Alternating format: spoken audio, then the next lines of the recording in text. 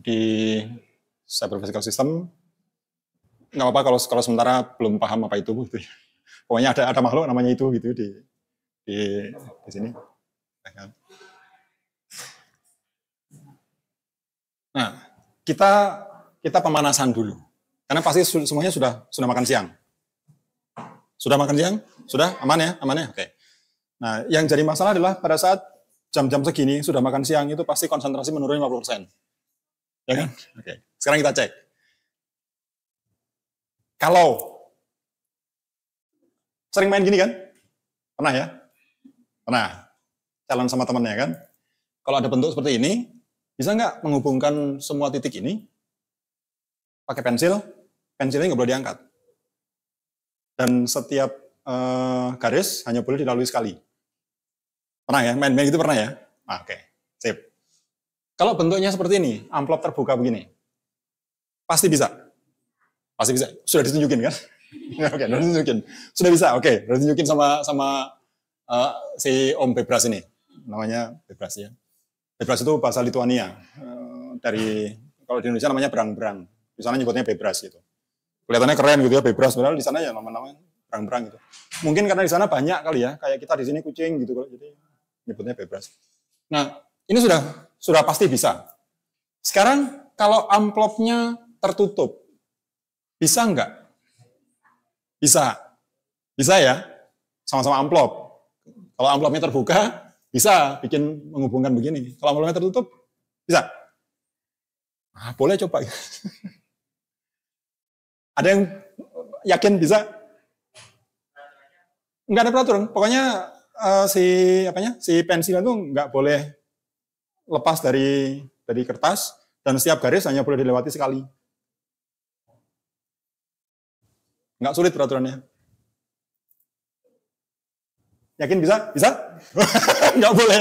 Nggak boleh. Oh, nggak boleh. Oh, dia nggak boleh ya. Dia asisten lab. Jadi yang ini penunggu lab sini nggak boleh jawab.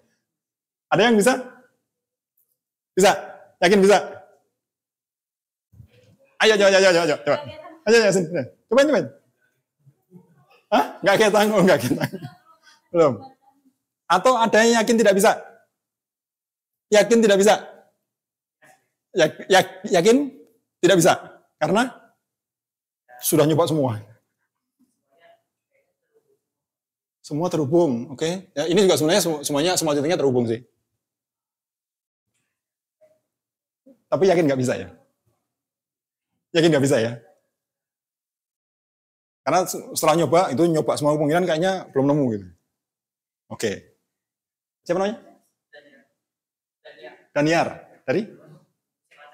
SMA Telkom. Sini. Mana? Sini ya. Oke. Okay. Ada yang menemukan cara? Enggak? Setuju dengan Daniar? Setuju? Ayo, masa enggak punya pendapat? Setuju enggak? Bisa. Pasti ada cara ya? Pasti ada cara. Tapi belum ketemu. Oke. Okay. Enggak, jadi satu garis hanya boleh dilewati sekali. Nggak boleh balik gitu, nggak boleh. Oh, kalau itu pasti bisa. Pasti gampang nyarinya. Belum ada? Ya. Jawabannya betul. Ini nggak bisa. Dengan cara apapun nggak bisa ini. Mau cari gimana pun nggak bisa. Oke? Oke, itu kalau yang ini. Sekarang, saya nambah sedikit challenge saya. Kan anak SMA. Masa cuma gini doang kan? Naik dikit nih. Kalau gini. Bisa nggak? Semakin banyak kombinasinya kan? Sekarang mau tambah nggak jelas lagi gitu. Kalau gini, Bapak ini bikin masalah jangan. Ya, jangan khawatir. Yang begini ini, kalau kita nggak tahu ilmunya, kelihatannya memang rumit. Tapi beruntunglah sudah ada peneliti yang ngulik ini, namanya Euler. Ya, ini kan nanti kalau belajar lebih lanjut di informatika dan seterusnya, itu ada namanya teori graf. Ada salah satu teorinya adalah teorinya Euler. Nah, sederhananya gini, kalau di sini, kalau ada graf begini, gimana kita tahu di situ tuh bisa menemukan pas seperti ini atau enggak. Ini yang seperti ini akan ketemu hanya jika di graf ini itu hanya ada 0 atau 2 buah titik yang garisnya ganjil. Contoh, yang ini. Titiknya ada 4 ya. Titik A, garisnya berapa? 3. Ganjil kan? Yang ini 3 juga ganjil. Ini ganjil, ini ganjil. Berarti ada 4 titik yang S-nya ganjil. Itu dicari gimana pun nggak akan ketemu yang beginian. Nah yang ini misalnya. Yang ganjil yang mana? Atas, kiri. 1, 2, 3, 4. Nah kan? 1, 2, 3, 4. Yang ini 1, 2, 3, 4. 1, 2, 3, 4. Malah nggak ada yang ganjil. Berarti 0 kan? Nah itu pasti bisa ketemu yang beginian. Tinggal kalian seberapa tekun mencarinya. Tapi ketemu. Kata Euler begitu. Yang ini nah, bisa dengan cara yang sama kan? Mau serumit apapun, kalau kita tahu caranya, tahu algoritmanya, jadi simple. Oke? Nah, sudah. Itu pemanasannya gitu. Nanti kita akan berurusan dengan hal-hal seperti ini. Pada saat bicara lebih jauh tentang computational thinking. Pasti di sekolah sudah dikenalkan ya, sama guru ya.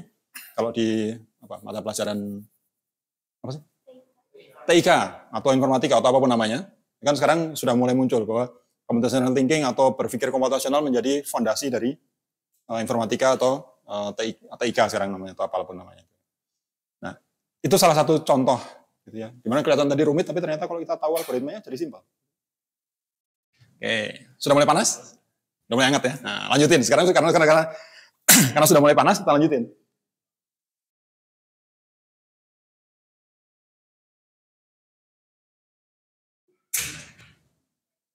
Ayo, selesaikan dalam waktu 5 menit.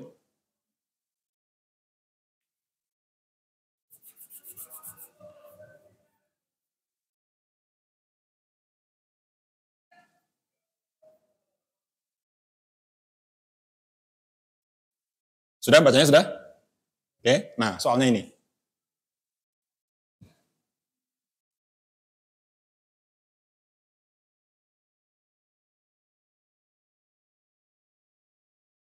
Nah, boleh ambil gini-gini. Sampai coret-coret boleh. Coret-coret boleh. Bebas. Mau googling boleh. Kalau ada jawabannya.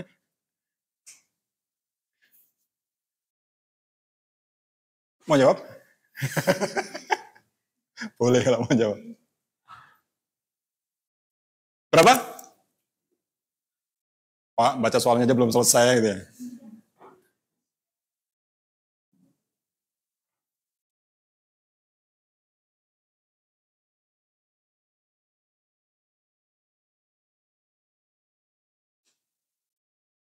Oke, saya bantu biar cepat. Ada 5 pulau begini, ini jembatan yang nggak mungkin putus, karena dari besi. Yang lainnya jembatan kayu. Oke, kemudian challenge-nya adalah mereka, penduduk itu, ingin agar nanti, kalaupun ada jembatan kayu yang putus, salah satu jembatan kayu yang putus, itu mereka masih bisa nyebrang ke mainland, ke daratan utama. Anggaplah setelah ini, dari Ho ini ke sana, daratan utama. Jadi, kalaupun nanti ada yang putus, kena banjir atau whatever gitu, mereka masih tetap bisa jalan ke sana. Nah, untuk itu perlu menambahkan beberapa jembatan kayu lagi. Oke, pertanyaannya adalah berapa yang diperlukan, yang minimal, dan antara pulau mana dan pulau mana? Ada? Bisa?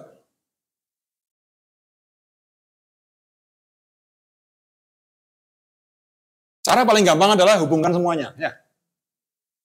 Hubungkan semuanya. Tapi kan boros. Oke, karena yang kita cari adalah yang paling kecil. Berapa jembatan yang paling minimal? Minimal itu berarti paling sedikit 1 ya. Paling sedikit 1.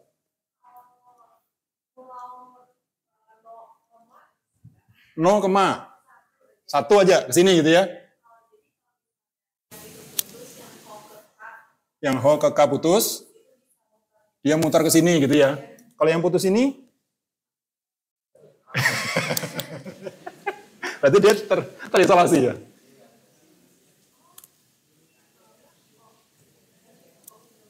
Oh, keto. Terus, ini masih enggak? Masih? Masih? Jadi perlu berapa? Ya kan minimal 1. Kalau mau nambah kan minimal 1 ya. Maksimal boleh tak hingga. Tapi kan kita nyari yang paling sedikit. Tadi misalkan ular di sini hanya nambah 1, ternyata nggak cukup. Sekarang misalkan nambah 2, kemana? Sini? Sama sini gitu ya? Gitu ya? Oke. Ada lagi nggak kemungkinan? No ke K ke sini gitu ya? Oke. Sama? Satu aja? Kalau ini putus? Ada yang terisolasi ya? Oke. Jadi memang betul, jawabannya 2. Ini dan ini. Ya, tadi siapa yang jawab tadi? Nah, siapa namanya? Anissa dari? SMA Telkom, sebelah juga. Tetangga ya? Sama dengan tadi, apa? Daniar ya, oke, nggak apa. Baik, sudah mulai lebih panas lagi? Nah, kita cek lagi. Oke, karena ini gampang nih. Anggaplah ini momen lebaran gitu. Ada 2 keluarga, terus mereka di depan rumahnya ketemu gitu, terus ada 3 anak, kelompok itu jalan ke situ.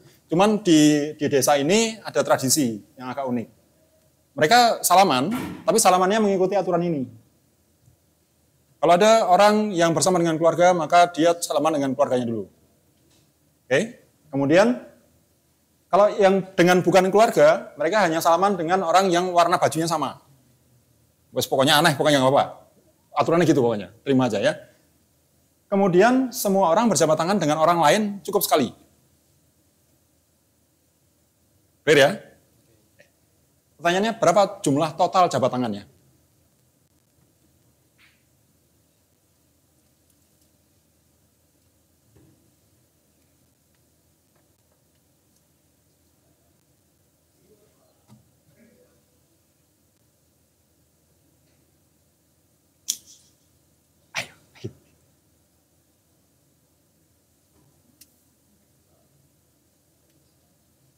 Siapa yang dapat?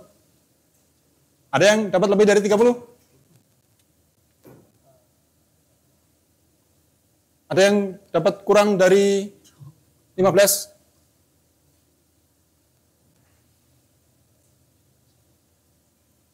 Kurang dari 15? Belum Pak, buru-buru aja. Ya. Lebih dari 30?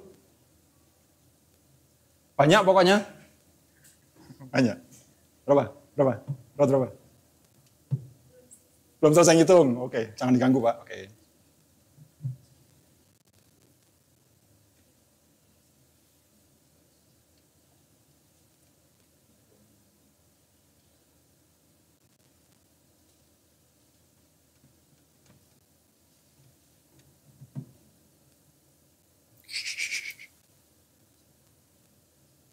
Berapa?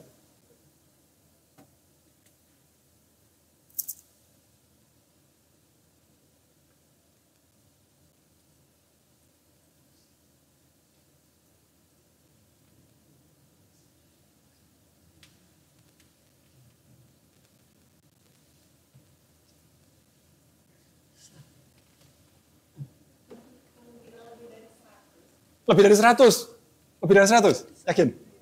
Wih, terlalu banyak. Terlalu banyak lebih dari 100. 72. Oke, caranya?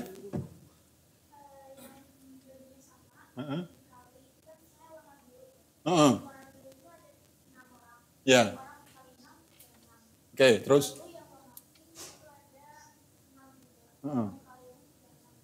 Ditambah. Oh, oke. Itu ya.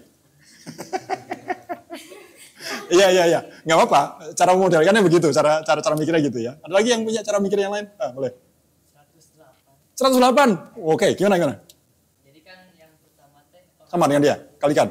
Orang yang bersama dengan keluarganya berarti setiap keluarganya dijumlahin dulu gitu. Jadi Jumlahin yang dulu. 2 itu 1 kan, yang 2 1, yang 3 9, yang itu 25. Ditambahin jadinya 3. Oh, gitu. Terus tambahin di bawahnya. Ya, selanjutnya yang 20. Oke, 100? 108. 108. Tadi 70, 72. Ada lagi? Ada yang lebih banyak lagi? Berapa? Enggak nanya dia. Enggak gitu. Ada yang kurang dari 50? Tadi sudah banyak-banyak tadi, 72, 108. Ada yang kurang dari 50 dapatnya? Berapa, Dek? Belum? Sebentar. Saya perlu ngecek dulu. Soalnya paham ya? Soalnya paham ya? Oke, karena ini dua kerjaan nih. Paham dengan soalnya sama nyari solusi. Belum paham sepenuhnya, yang belum paham apanya?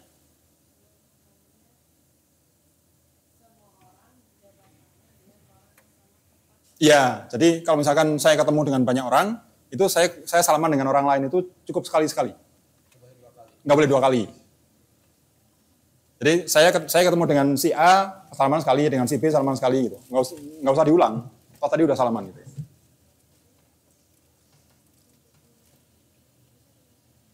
Belum dapat? Oke, belum dapat ya. Gini. Tadi mereka berdua sudah coba memodelkan, cuman modelingnya terlalu ekstrim. Ya. Ini sebenarnya bisa dengan cara sederhana. Coba cek ya. Orang yang bersama keluarganya akan salaman dulu dengan sesama anggota keluarga. Misalkan keluarga ini ada 4 orang. Dengan ada 4 orang saling bersalaman, ada berapa jumlah salamannya? Berapa? 16. Kacau ini. Kalau belum berhasil, sebentar, belum bisa bikin modelnya, belum bisa bikin rumusnya, pakai cara paling bodoh aja. Ini salaman dengan ini, 1, 2, 3. Oke? Kita lihat yang ini sekarang. Ini kan nggak perlu salaman dengan ini lagi kan? Ibunya sekarang salaman dengan anaknya kan? Belum salaman loh. Jadi tadi yang pertama yang bapaknya dulu. 1, 2, 3. Terus ini 4, 5, 6. Selesai. Kalau 4 orang, salamannya berapa? 6. Kalau 5 orang, salamannya? Nah, sudah nemu nggak rumusnya? Rumusnya tahu nggak? Udah tahu dia. 10, 11, 10. Kok sama dengan ini? Orangnya lebih banyak. Ya hitung aja lah kalau nggak mau pusing. 1, 2, 3, 4, 5, 6, 7, 8, 9, 10, 11. Ya kan? Oke. 10 tambah 11. Terus yang bukan keluarga hanya salaman dengan yang bajunya sama. Jadi ini dengan ini. Tuh, 2, 3. Ini dengan ini. Tuh, 2, 3. Ya. Ini. Tuh, 2, 3. Oke. Terus ini dengan ini ya. Yang bukan keluarga kan? Ini. Itu. Gitu aja. Ya kan? Kalau mau pakai cara primitif, cara Flintstone gitulah. Kita hitung aja semuanya. Mumpung objeknya sedikit. Objeknya udah banyak, harus bikin model. Kayak tadi. Ya kan? Jadi totalnya adalah berapa? Belum hitung dia. Totalnya cuma 38. Ya, dengan cara yang tadi pun sudah bisa kita hitung. Cuma 38. Oke, nggak apa-apa. Karena itu gagal, kita coba yang ini. Tidak lebih mudah sih. Ini bayanginnya sedikit lebih rumit.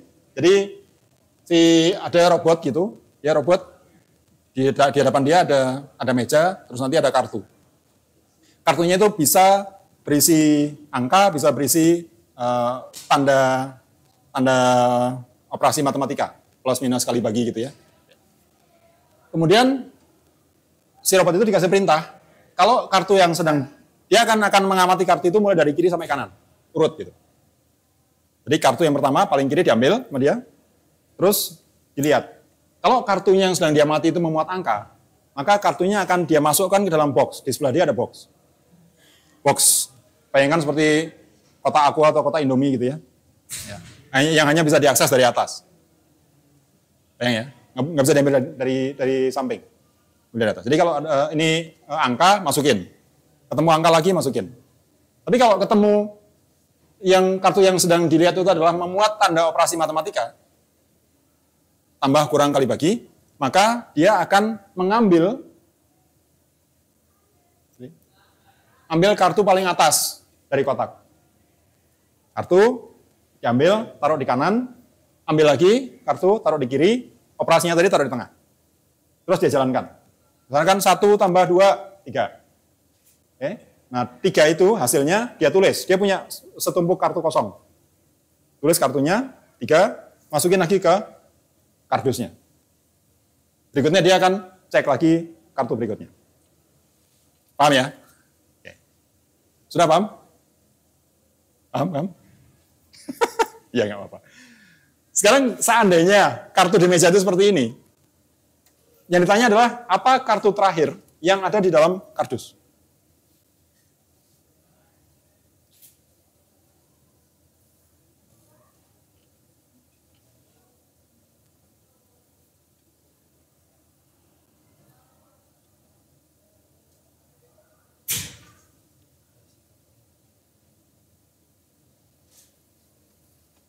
Ayo, yang pakai jas ikutan, bisa nggak?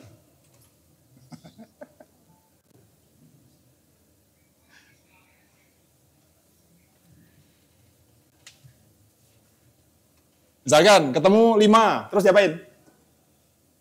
Masukin ke kotak ya. Ketemu 7, diapain? Masukin kotak. 2, masukin kotak. Ketemu ini. Nah, keluarin 2-nya taruh kanan, 7-nya taruh kiri. Terus minusnya taruh. Nah, jadi dioperasikan berapa? 5. Tulis 5 kan? 5-nya dimasukin lagi ke kardus. Kotak.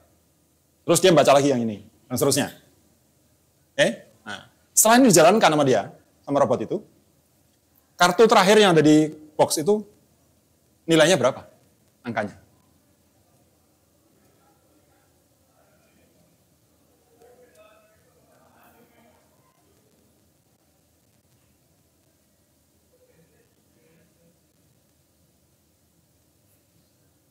Kalau mau nyeret-nyeret boleh, pakai handphone boleh. Cobain, seterusnya. Ini komputer bisa dipakai kan? Bisa. Kalau mau komputer, boleh pakai komputer. Malah ribet nih komputer.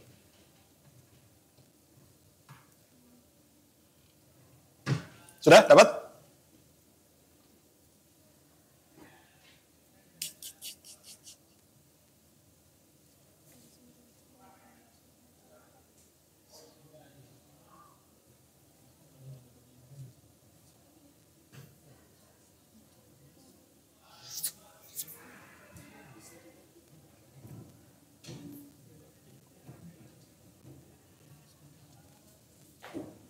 Ini nggak perlu kuliah informatika dulu untuk bisa menyelesaikan ini. Hanya perlu logika akal sehat aja. Ini kalau nggak bisa berarti dipertanyakan.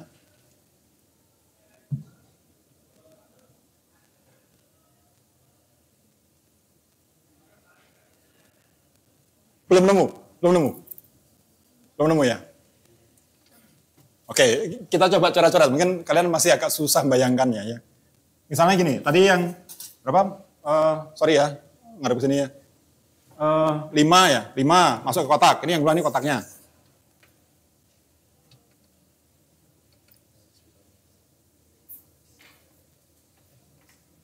Tidak punya juga. Oke.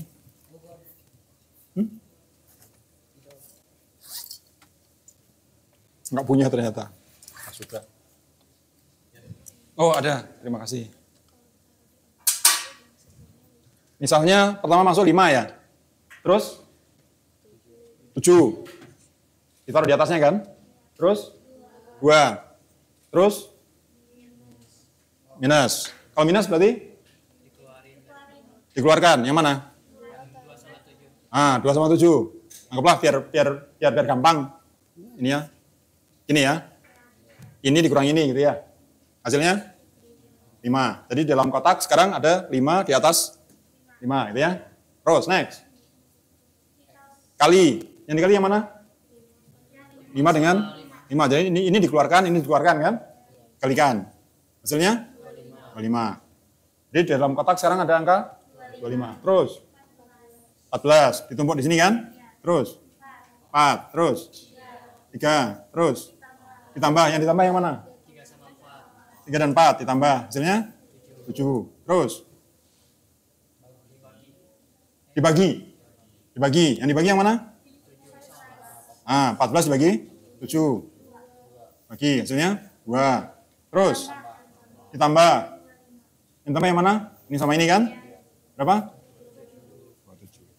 Selesai kan?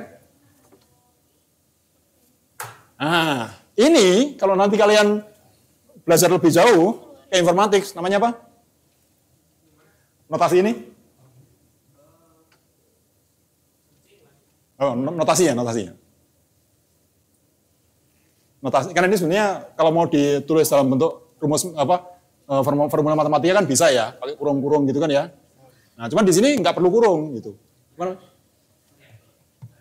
Ini bentuk ini. Bentuk representasi aritmetik ini. Oh, lupa dia. Namanya postfix. Ada infix, postfix gitu ya. Nah, dia masih ingat.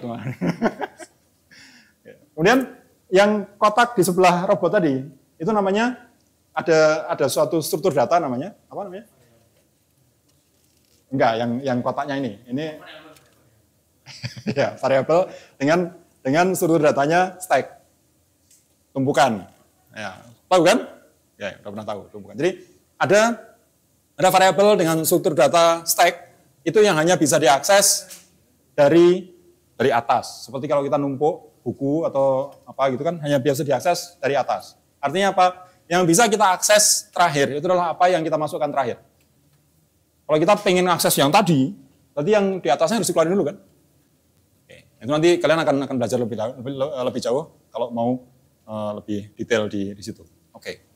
Kayaknya cukup pemanasannya, sudah cukup berasap kayaknya. Kenapa saya kasih pemanasan gitu? Karena nanti begitu kalian masuk ke tantangan bebas, soal-soal seperti tadi, itu akan harus kalian selesaikan setiap soal, itu dalam waktu rata-rata 3 menit. Jadi tantangan bebas nanti untuk SMA, itu waktunya 45 menit, dengan jumlah soalnya 15. Ya mungkin tidak semuanya seperti ini ya soalnya ya, tapi kira-kira untuk level SMA ya gini lah. Jadi kebayang. Oke, levelnya seperti itu. Jadi minimal persiapkan mental bahwa kan kalian akan menghadapi soal seperti itu dan selesaikan dalam waktu rata-rata 3 menit. Jadi baca soalnya berapa menit, nyari solusinya berapa menit gitu ya. Halo. Oh ya, silakan. Baik. Nah, tantangan bebas mungkin sudah disinggung juga oleh guru di sekolah gitu ya. Dan itu salah satu alasan kenapa kalian ke sini. Setiap tahun di Indonesia itu diadakan, oke lah, kalau disebut kompetisi boleh, tapi sebenarnya tidak pure kompetisi. Jadi ada bebas challenge. Jadi biasanya di setiap bulan November itu kita akan undang semua siswa SD, SMP, SMA dan sederajat gitu untuk join di sini. Tahun ini di tanggal 6 sampai 11 ya serentak ya di sini. Ada mulai dari siswa sampai kelas 3 SD, jadi TK boleh ikut. Karena kalau ada adik-adik yang TK mau ikut boleh sebenarnya sampai di sini. Kemudian 4 sampai 6 SMP, MTS, SMA, MA, SMK. Jadi karena kategorinya dibedakan, tentu saja level soalnya juga berbeda. Jadi kalian nanti kalau mau nyoba level yang SD, SMP gitu, kan kerasa, oh kenapa lebih ringan dibanding yang tadi gitu ya. Minimal di kepala tuh nggak terlalu berasap gitu. Kalau tadi kan begitu lihat aja udah, apa ini maksudnya gitu kan. Udah kerasa gitu ya. Oke. Nah, nanti bisa lebih lanjut di sini ya, bebras.or.id. Masuk ke sini dulu aja nggak apa-apa. Nanti akan cari ada Bebras Challenge 2023. Ada di menu sebelah atas. Ada event, terus Bebras Challenge 2023. Ya. Apa itu Bebras Challenge atau tantangan bebras? Itu sebetulnya salah satu cara untuk kita membantu kalian mengedukasi diri. Ya. Mengedukasi untuk kemampuan problem solving, di mana di situ menggunakan konsep-konsep computational thinking atau informatics. Sama seperti tadi. Ini algoritmanya gimana? Cara penyelesaian masalahnya gimana? Teori apa yang bisa dipakai di sini? Mulai gitu kan ya? Udah kelihatan. Nah, nanti soal-soal bebasnya akan disajikan dalam bentuk seperti tadi. Ada uraiannya, ada gambarnya, kayak gitu lah. Kalau untuk anak-anak SD, lucu-lucu gambarnya. Gambar-gambar biasanya berang-berang gitu gambarnya. Aktornya itu berang-berang. Kalau anak-anak SD, gambarnya lucu-lucu. Kalau anak-anak SMA, sudah mulai agak serius kayak tadi. Berang-berangnya dikit. Tapi ada sih beberapa ya. Oke.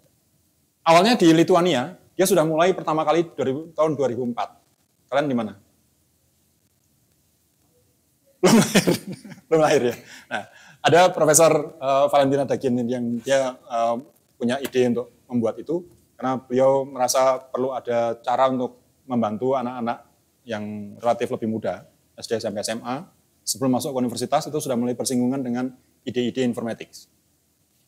Jadi mulai beliau buat di situ, mulai 2004 diadakan Bebras Challenge di Lituania, kemudian di Indonesia sendiri baru mulai tahun 2016. Cukup jauh kita. Kita baru mulai gabung di situ, ada Bu Inge dan teman-teman yang menjadi pionir dari situ.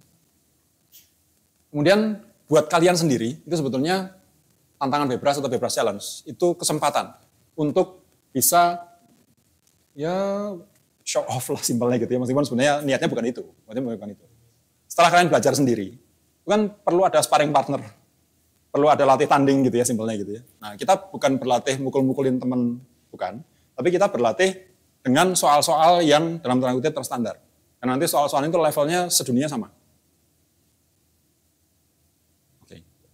Suatu saat mungkin kalian akan nemui soal level SD yang cukup rumit, karena SD-nya di sono itu agak beda dengan SD di sini gitu. Tapi nggak apa-apa. Itu sesuatu yang lumrah ya. Jadi bersama siswa lain di seluruh dunia kita akan dalam tanda kutip berkompetisi. Jadi posisi kita di mana dibandingkan dengan siswa di seluruh dunia? Kayak apa? Tapi caranya bukan dengan cara yang under pressure gitu, tapi dengan cara yang menyenangkan. Kan tadi gambar-gambarnya ada lucu-lucu gitu ya, anak SD kan suka gitu. Oke. Jadi mengasah kemampuan itu, kemudian pengalaman kompetisi, terus dapat sertifikat. Menang nggak menang dapat sertifikat. Jadi sertifikatnya dua tentunya. Ada sertifikat ikut, ada sertifikat kalau melampaui target tertentu. Jadi ikut aja sudah dapat sertifikat. Kalau melampaui target tertentu, dapat sertifikat lagi. Ini kira-kira 2022, di Indonesia sendiri, itu ada 34.000 lebih partisipan. Dan itu naik setiap tahun. Jadi kalau kalian nanti ikut di 2023, harapannya kita bisa lebih dari ini. Mungkin bisa 40.000 totalnya. Gitu ya. Jadi teman kalian banyak. Di Indonesia saja temannya banyak. 30.000-an lebih tahun lalu. Di dunia lebih banyak lagi. Ini saya cuma crop sedikit ya.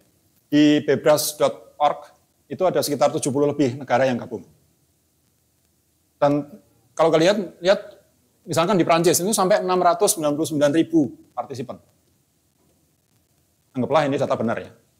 Atau anak-anak di Prancis berapa sih jumlahnya gitu. Di Jerman 465.000. Saya nggak tahu bayangin anak-anak di Jerman, anak kecil di Jerman itu jumlahnya berapa kok bisa sampai segitu gitu. It's okay. Ya, jadi mudah-mudahan di 2023 naik. Kalian ikut gitu, teman-teman diajakin naik gitu, jumlah untuk di Indonesia. Kemudian tantangan Bebras tahun ini masih diselenggarakan secara online. Meskipun COVID sudah mulai dianggap selesai gitu, tapi Bebras Challenge-nya masih online. Webnya ini tantanganbebras.ipb.ac.id. Okay. Untuk kalian masuknya nanti di kategori penegak. SMA kan? SMA, MA, SMK, itu masuknya di sini, penegak.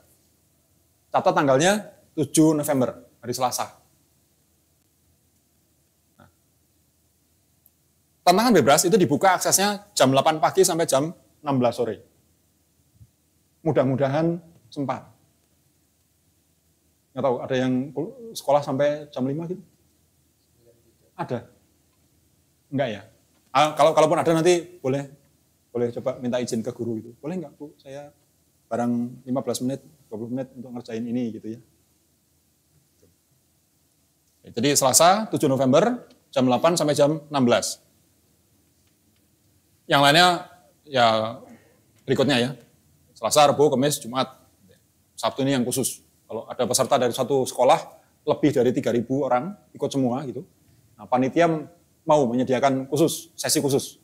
Jadi kalau kalian satu sekolah ada 3.000 mau ikut, nah, bisa kontak. Khusus tuh, dari Sabtu. Jadi itu yang perlu dicatat untuk kita. Sebetulnya tantangan vibrasi itu bisa dilakukan dengan banyak media ya. Bisa di sekolah, kalau sekolahnya memang menyelenggarakan langsung, misalkan di lab komputer atau apa gitu. Atau kalian sendiri bawa laptop sendiri, bawa tab sendiri, bawa handphone sendiri boleh. Tapi kalau handphone tidak terlalu disarankan karena nanti jadinya jadi aneh tampilan soalnya ya. Kayaknya perlu layar yang cukup lebar. Sebenarnya bisa di kampus gitu ya, di sini kalau memang memungkinkan, tapi kayaknya tahun ini kita belum bisa karena jadwal labnya juga padat ya, Dek ya. Nah, ya betul. Terus boleh di rumah masing-masing. Boleh. Ya nggak harus di rumah sih, di kafe juga boleh. Sambil ngopi itu boleh juga. Gitu ya. Jadi sekarang yang mungkin adalah bisa di sekolah kalau memang sekolah menyediakan, atau di tempat kalian masing-masing, dimanapun itu. Di rumah, di tempat nongkrong, whatever, boleh.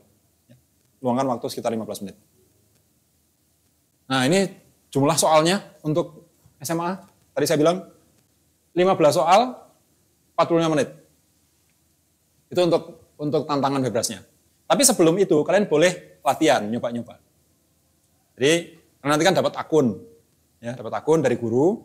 Akun itu bisa dipakai untuk masuk ke situs yang ini. Situs ini. Nanti boleh nyobain dulu, cek ini akunnya bener nggak, harus coba ya, akunnya bener nggak, gitu ya. Bisa masuk, setelah masuk boleh nanti nyoba-nyoba, ada latihan soal dan segala macam di situ. Ada 6 soal yang bisa dikerjakan selama 20 menit. Dan itu bisa diulang 3 kali kalau nyoba-nyobanya. Tapi kalau nanti challenge-nya, tantangan bebasnya yang benar itu hanya ada 1 kali kesempatan. Jadi tolong dipersiapkan gitu ya, listriknya, terus jaringan akses internetnya gitu, tolong disiapkan. Begitu. Nah, semua pendaftarannya itu lewat sekolah. Ya, jadi nanti silahkan hubungi guru, biasanya gurunya sudah punya kontak dengan kami. Jadi nanti Bapak Ibu guru, kalian daftar ke situ, nanti Bapak Ibu guru yang mendaftarkan ke kami. Maksimal sampai ke kami tanggal 1 November. Ya, tolong nanti Bapak Ibu gurunya diingatkan, data semua nyampe ke kami tanggal 1 November, karena nanti harus kami olah dulu dan kami setorkan ke Bebras Indonesia di tanggal-tanggal berikutnya. Sehingga di saat harus mainnya, itu nanti sudah siap. Ya. Oke. Selain yang tadi di servernya IPB, Telyu juga menyediakan server untuk kalian mencoba-coba latihan soal. Jadi ada cukup banyak soal yang sudah disediakan di situ. Kalian nanti bisa nyobain ngerjakan gitu ya. Pakai waktu juga di situ. Oke. Yang ini nanti bisa dipakai untuk latihan. Ya. Kemudian ini tadi yang saya sebut bisa dipakai termasuk untuk nyoba akun dan segala macam itu di tanggal 4 sampai 6 November. Kalau yang ini bebas ya. Kalian registrasi, kemudian nanti tinggal nyobain di rumah boleh dan segala macam. Nah, sekarang kayaknya untuk hari ini khusus dibuka sampai jam 14.30 untuk sesi kita ini. Nanti ditutup 14.30, terus dibuka lagi nanti sore berikutnya. Mungkin nanti jam berapa akan dibuka lagi sorenya, gitu ya. Nah, kita nanti akan nyoba ini.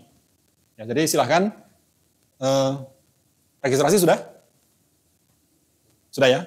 Ada yang sudah registrasi, ada yang belum? Ada yang belum registrasi? Karena saya lihat sudah ada yang register. Ada yang sudah? Yang sudah tunjukkan? Belum? Yang belum? Yang belum registrasi? Registrasi, registrasi di LMS-nya Telyu? Belum ya? Oke, baik. Kalau begitu silahkan dibantu dengan kakak yang di sini untuk registrasi di LMS-nya Telyu. Nah, kalau sulit nyari linknya, masuk ke sini dulu aja ya. Ya, coba masuk ke sini dulu. Pakai komputer di depan Anda, boleh? Ya, kalau ada masalah dengan komputernya, ada kakak yang siap bantu di ujung sana yang pakai jaket.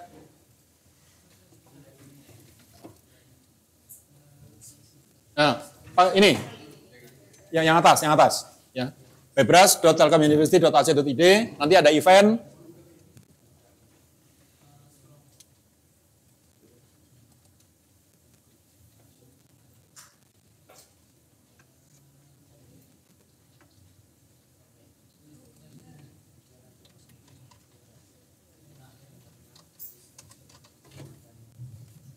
Yang atas.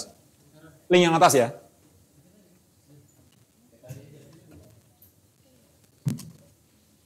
Oke, sudah? Kalau sudah muncul, nanti scroll ke bawah, ada petunjuk cara untuk registrasi dan enrollment. Sudah kebuka, nanti scroll ke bawah, ada petunjuk untuk registrasi. Jadi nanti kalian akan registrasi mendaftarkan username password dulu, kemudian username password yang didapat, tolong diingat-ingat, dicatat atau apapun, untuk dipakai masuk ke LMS, ke Learning Management System-nya, ke course-nya. Ya, oke, silakan. Ya, isi nama segala macam gitu ya.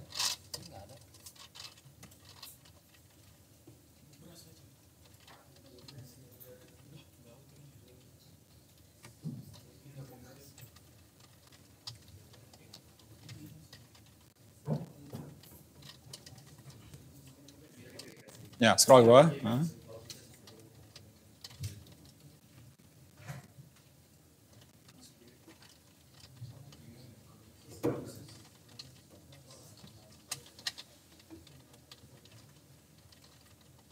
Yang ke web ini, yang ke LMS ini.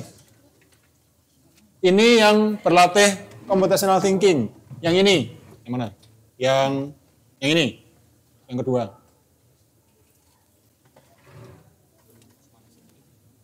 Jadi kalau di web ini nanti akan di bawah ada beberapa link lah, nggak usah ngetik ulang gitu, tinggal klik aja. Ya, boleh bebas saja. Tapi dua-duanya sudah enroll ya. Nah, dua-duanya enroll. Yakinkan dua-duanya di enroll. Kalau misalkan mau nyobain yang ini dulu boleh, yang web yang ini dulu, terus nanti scroll ke bawah, ada untuk latihan SMA 1, SMA 2 gitu. SMA 3 kalau nggak salah.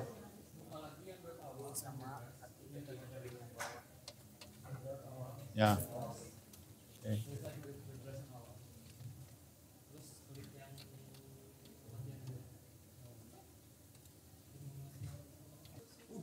Bapak sedang ngerjain juga.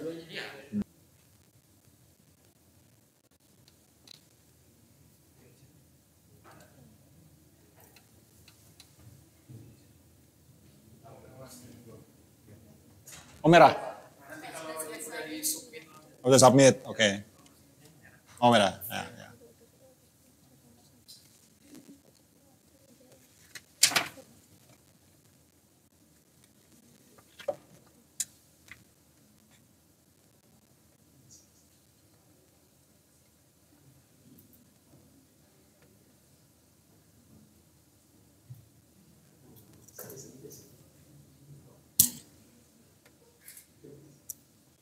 Canggih.